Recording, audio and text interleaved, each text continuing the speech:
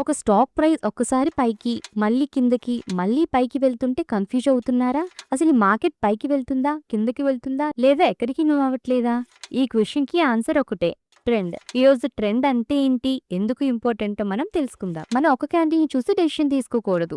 చాలా క్యాండిల్స్‌ని కలిపి చూస్తే మార్కెట్ ఓవరాల్ డైరెక్షన్ మనకు అర్థమవుతుంది. ఫర్ ఎగ్జాంపుల్, ఒక బస్ వైజాగ్ నుండి హైదరాబాద్‌కి వెళ్తుందనుకోండి. మధ్యలో టీ బ్రేక్ కోసం కొన్ని ప్లేసెస్‌లో ఆగుతుంది. కొన్ని టర్న్స్ కూడా ఉంటాయి. కానీ ఫైనల్ డెస్టినేషన్ ఏంటి? హైదరాబాదే కదా! అలాగే మార్కెట్‌లో కూడా. మధ్యలో కొంచెం పైకి కిందకి మూవ్‌మెంట్స్ ఉన్న ఓవరాల్ డైరెక్షన్‌ని ట్రెండ్ అంటారు. మార్కెట్‌లో మెయిన్‌లీ 3 టైప్స్ ఆఫ్ ట్రెండ్స్ ఉంటాయి. First one is up trend. Price ఓవరాల్‌గా పైకి మూవ్ అవుతుంది. Second one is down trend. Price ఓవరాల్‌గా కిందకి మూవ్ అవుతుంది.